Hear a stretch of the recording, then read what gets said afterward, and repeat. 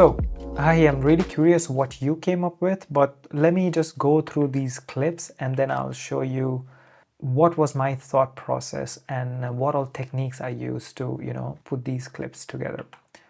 So this is how my timeline looks. The first one is the audio from the camera. I see that I've also put the sound effect here, which I shouldn't. So these are all audio from the cameras. This is the music, this is the sound effects 1.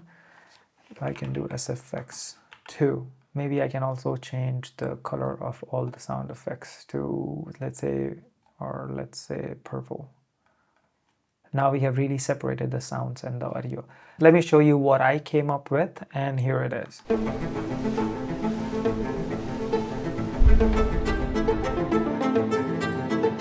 So what I did was I also pushed the voiceover a little bit later because I wanted the audience to feel a bit of vibe of this entire place. But yeah, let's play the video and I'll show you.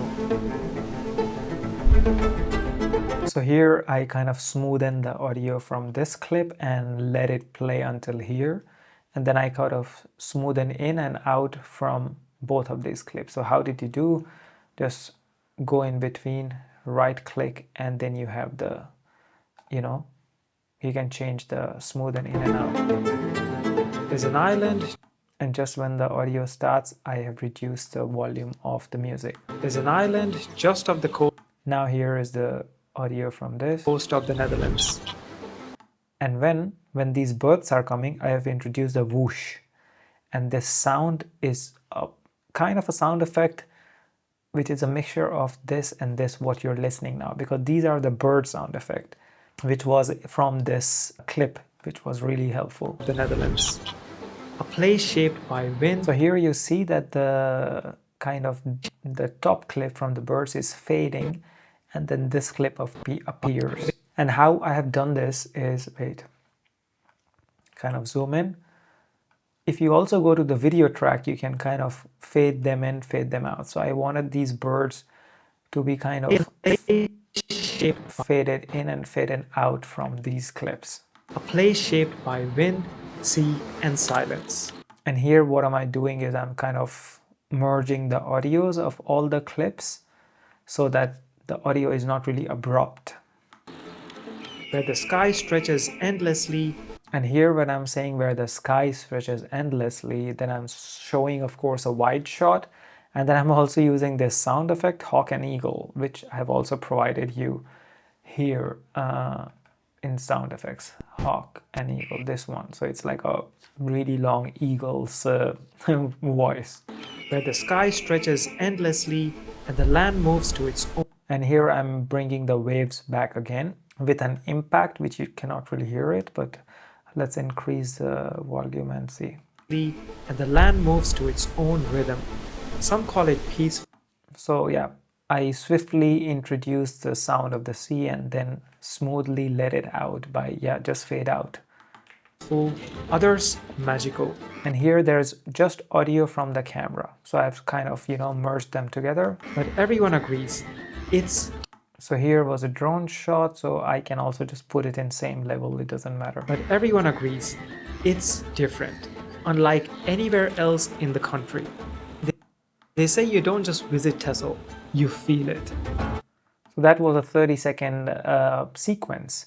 So here I didn't do anything major. It was just cutting and putting clips together, going with the rhythm of the music, putting the sound effects, which is really important, putting some ambient noises for all the drone shots. So those little things, they improve the video quality a lot.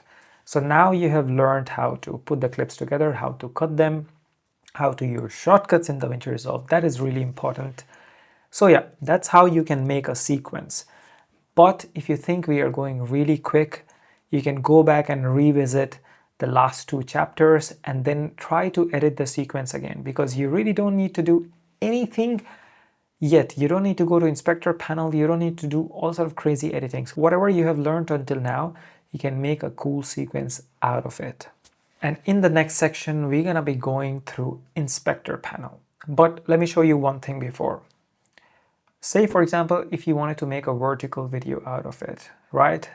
What do you need to do? You go to project setting here, you go to vertical resolution. And now you can see that the screen is really small. So this is really cool in DaVinci Resolve 20.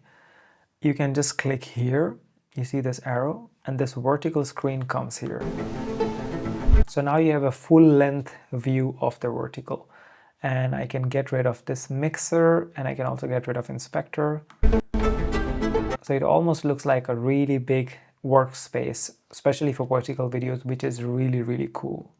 Like if you go through all the clips, of course, we can change the position of the clips. But yeah, I just wanted to show you that, yeah, DaVinci 20 has introduced a really nice workspace, especially for vertical videos. So I use it all the time when I'm using vertical video. So if I have to shrink the view, I just shrink it. And I would change it back to horizontal. That's, yeah, I just wanted to show you that because it's a really cool feature.